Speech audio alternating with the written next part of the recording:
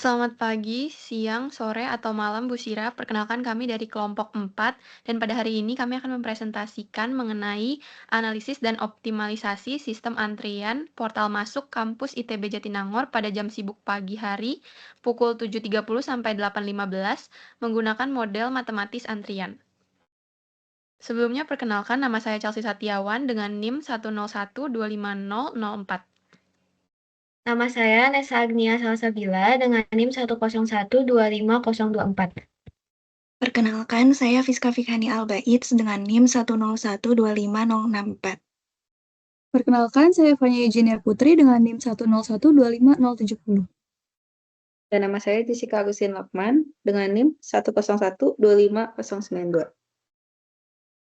Baik, yang pertama terdapat latar belakang. Pada jam sibuk, jumlah mahasiswa dan aktivitas akademik yang banyak di kampus ITB Jatinangor mengakibatkan peningkatan kendaraan yang keluar masuk. Kondisi paling sibuk adalah pada pagi hari, jam 7.30 sampai 8.15. Jika antrian ini tidak dikelola dengan baik, maka mahasiswa akan terlambat masuk kelas. Permasalahan ini dipengaruhi beberapa faktor seperti banyaknya kendaraan, jumlah portal yang tersedia, dan gangguan pada portal. Beberapa penelitian yang menjadi landasan penelitian ini adalah sistem antrian di Disdukcapil Kabupaten Bone Bolango dan pelayanan SPBU yang sama-sama menggunakan model M/M/E. Penulis sebagai mahasiswa yang mendalami bidang matematika tidak melihat fenomena ini sebagai kemacetan biasa. Melalui pendekatan teorema antrian, permasalahan ini dibedah secara lebih objektif dengan menghitung variabel seperti laju kendaraan per menit dan durasi pelayanan per kendaraan. Penelitian ini memberikan gambaran nyata mengenai performa portal masuk ITB Jatinangor dan mencari solusinya untuk mengurangi waktu tunggu kendaraan pada jam sibuk. Dari latar belakang, kita dapat mengambil 3 masalah utama yang dijadikan rumusan masalah. Pertanyaan pertama adalah, di portal masuk pada jam sibuk pagi hari, mengapa masih terjadi penumpukan pada portal masuk? Lalu yang kedua, bagaimana pengaruh laju pelayanan portal yang terhambat memengaruhi panjang antrean kendaraan? Dan yang ketiga adalah, apakah sistem mampu menangani kendaraan dengan jumlah portal yang ada? Nah, dari 3 masalah utama ini, rumusan masalah keempat adalah ringkasan dari 3 masalah utama tersebut, yaitu model matematisnya. Maka pertanyaan kami adalah, bagaimana model matematis digunakan untuk mengidentifikasi permasalahan dan solusi dari sistem antrean? Dan tujuan kami tentunya untuk menjawab 4 rumusan masalah tersebut. Saya akan membahas mengenai kajian teori. Yang pertama adalah sistem antrean. Sistem antrean merupakan kondisi yang terjadi ketika jumlah permintaan pelayanan lebih besar dibandingkan kapasitas pelayanan yang tersedia, sehingga entitas yang datang tidak dapat langsung dilayani. Kemudian yang kedua, parameter dan karakteristik sistem antrean. Dalam menganalisis sistem antrean, terdapat beberapa parameter utama yang digunakan untuk menggambarkan kondisi sistem, yaitu laju kedatangan, laju pelayanan, dan tingkat utilisasi. Dan yang ketiga adalah model matematis antrean. Model matematis digunakan untuk mempresentasikan sistem antrean ke dalam bentuk analitis yang dapat dihitung dan dievaluasi. Nah, pada penelitian ini digunakan pemodelan MMC dengan C yang digunakan adalah 3 sesuai dengan jumlah portal yang tersedia. Kemudian metode penelitian yang digunakan dalam penelitian ini adalah metode kuantitatif. Metode penelitian kuantitatif adalah metode penelitian yang dilakukan dengan mengumpulkan data berupa angka. Kemudian dianalisis menggunakan pendekatan matematis untuk memperoleh kesimpulan yang objektif. Nah, pada penelitian kali ini digunakan pendekatan matematis berupa teori antrean untuk menganalisis kinerja sistem pelayanan kendaraan pada portal masuk kampus. Kemudian di sini terdapat hasil observasi yang telah kami lakukan pada hari Kamis tanggal 30/2026 dengan rincian sebagai berikut. Kemudian di sini terdapat rincian tiap portalnya dengan jumlah gerbangnya adalah sebanyak 3 gerbang. Dan di sini ada perhitungan sistem antrean. Yang pertama adalah laju kedatangan kendaraan atau lambda. Dengan rumus yang digunakan adalah lambda sama dengan sigma kendaraan per N. Dengan sigma kendaraan adalah total kendaraan, N adalah jumlah interval waktu pengamatan. Dan di sini terdapat rincian 3 portalnya. Namun, ketika pukul 7:32, portal 1 mengalami kerusakan sehingga portal berfungsi kembali pada pukul 7:47. Dan juga portal 3 itu baru dibuka ketika pukul 7:40. Nah, berdasarkan hasil observasi, total kendaraan yang datang adalah 705 kendaraan dan jumlah interval waktu sebanyak 9.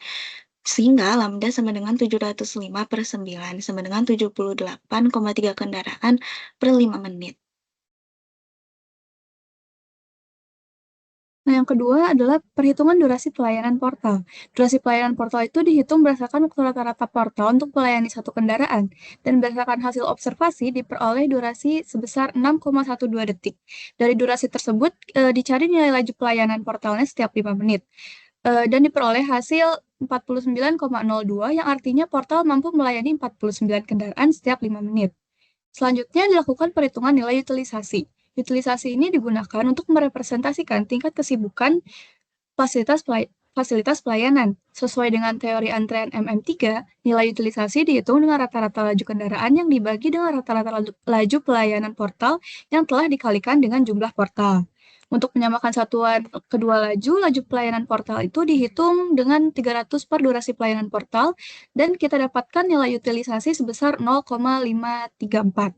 Sesuai dengan teori antrean, nilai utilisasi ini masih terbilang sedang dan menunjukkan sistem sebenarnya masih mampu menampung laju kendaraan. Namun, jika kita tinjau dari setiap portal dan intervalnya,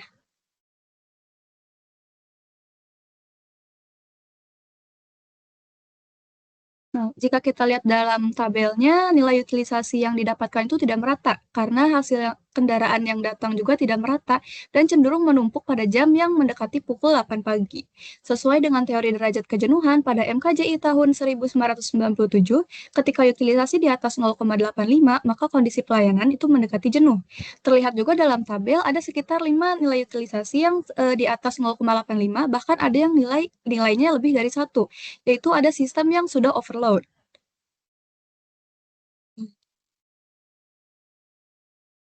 Nah, lalu yang keempat adalah hasil observasi panjang antrean yang dihitung dalam interval waktu setiap 5 menit.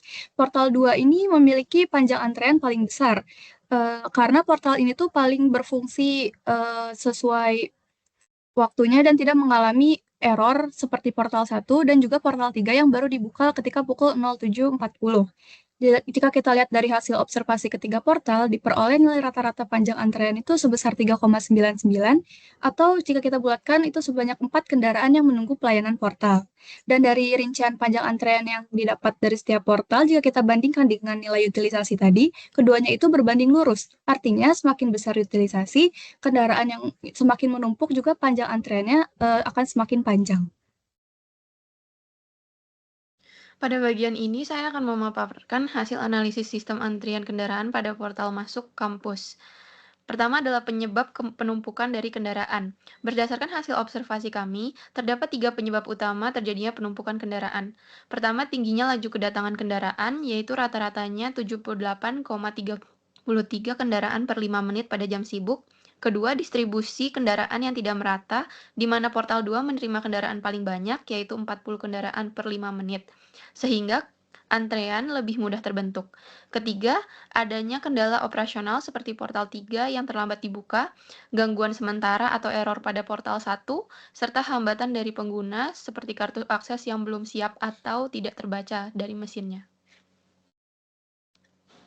Next.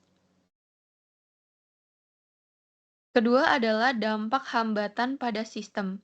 Hambatan-hambatan tersebut menyebabkan waktu pelayanan menjadi lebih lama. Akibatnya, kapasitas pelayanan itu jadi berkurang dan panjang antrian kendaraan jadi meningkat atau bertambah panjang. Selain itu, gangguan operasional dan distribusi kendaraan yang tidak merata membuat sebagian besar kendaraan terkonsentrasi hanya pada portal kedua, sehingga antrian pada portal tersebut menjadi lebih panjang dibandingkan dengan portal-portal lainnya. Next.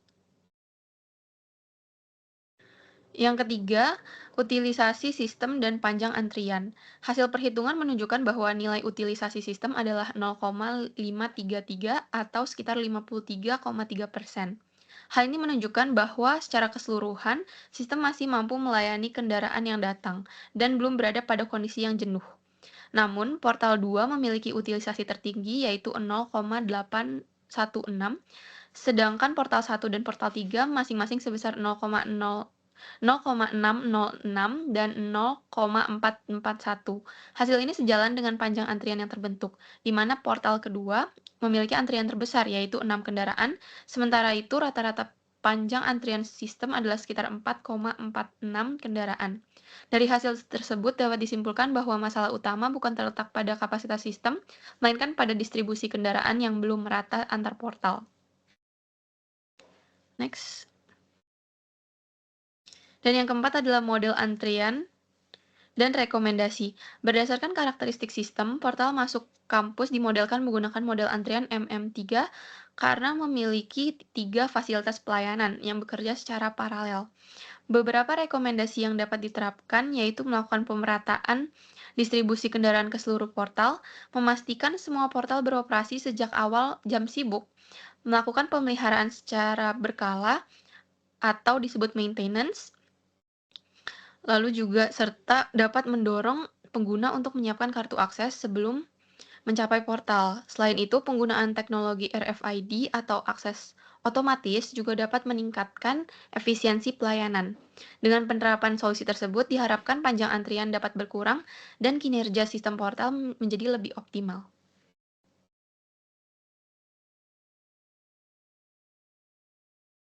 Nah, berikut adalah program untuk simulasi portal. Pada program ini tidak diperlukan input karena data sudah masuk pada kode program. Nah, output program ini adalah kapasitas pelayanan, hasil simulasi utilisasi tiap interval waktu dan juga kondisinya, dan juga ada grafiknya. Boleh di next.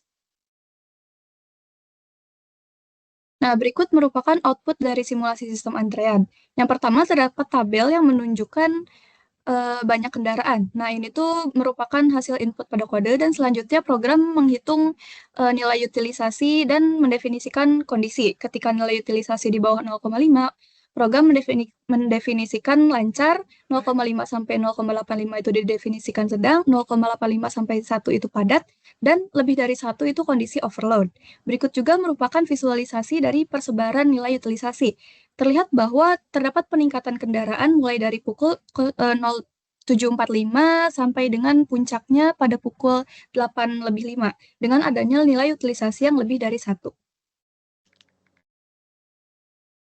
Selanjutnya, terdapat solusi dan rekomendasi dari permasalahan yang setelah kami analisis. Berdasarkan hasil observasi dan analisis sistem antrian pada portal masuk ITB Jatinangor, kelompok kami tidak hanya melakukan perhitungan matematis, tetapi juga membuat implementasi sederhana dalam bentuk program Python.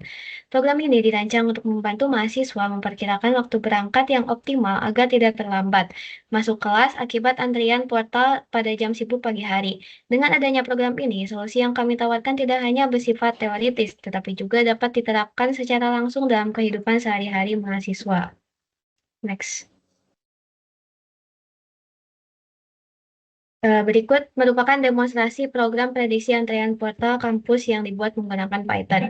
Program ini dirancang untuk memberikan rekomendasi waktu berangkat bagi mahasiswa berdasarkan kondisi antrean pada portal masuk kampus saat jam sibuk pagi hari.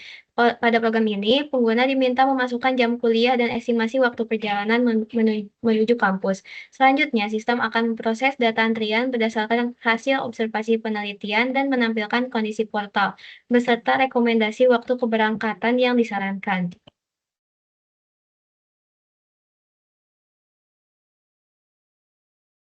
Maka kesimpulan yang dapat disimpulkan dari presentasi kami ini adalah yang pertama adalah ketimpangan utilisasi pada portal 1, 2, dan 3. Karena portal 2 merupakan portal yang paling padat dengan utilisasi yang mendekati batas jenuh, yaitu 0,816. Lalu yang kedua adalah kondisi portal 1 dan portal 3 yang masih longgar. Karena portal 1 sempat mengalami gangguan, yaitu selama 10 menit, dan portal 3 jarang dibuka untuk umum. Dan yang terakhir adalah efektivitas sistem secara keseluruhan. Karena tadi sudah dijelaskan bahwa sebenarnya bukan masalah jumlah portalnya, yaitu karena masalah distribusi kendaraannya. Sekian presentasi dari kami, terima kasih.